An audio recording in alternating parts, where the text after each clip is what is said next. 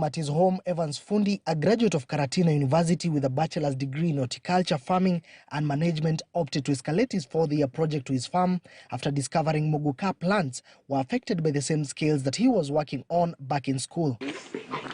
All these trials began after Fundi failed to secure a job after he graduated, prompting him to find something constructive to do after several months of confinement at home due to the cessation of movement after COVID-19 struck. I decided to major in this skills-based. So in my literature review, I started going on, how are these skills controlled? That time there was no chemical which was recommended for this treatment, but now I decided to use the science behind how I can control them. How do you need to control them? The form of chemical which you need to use, systematic or contact.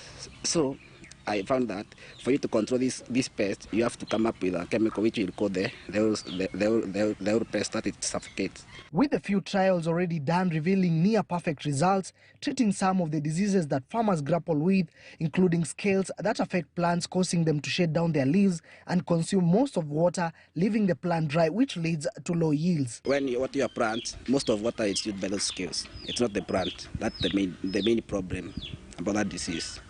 Again, it makes the plant to lose its vigor. In our interview, Fundi further revealed that his innovation is purely organic, as the technology involves extracting some oil from neem plants mixed with other extracts from trees. These chemicals, I do some extracts.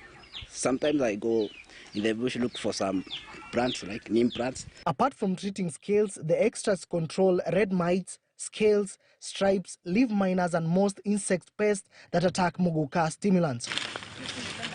Diana Njoki, a relative to Fundi, said the results from the trials were commendable and urged the government to pick the biotechnology to assist muguka farmers. Tangu nianze kununusia hii dawa ilikunja ikanisaidia njuu mera ilikuwa inakaa kama kuni na hata matawi ilikuwa inaanguka.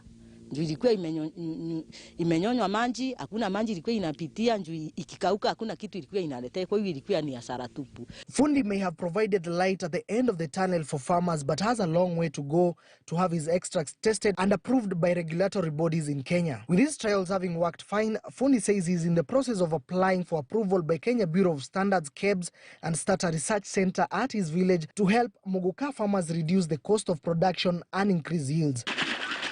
Moige William,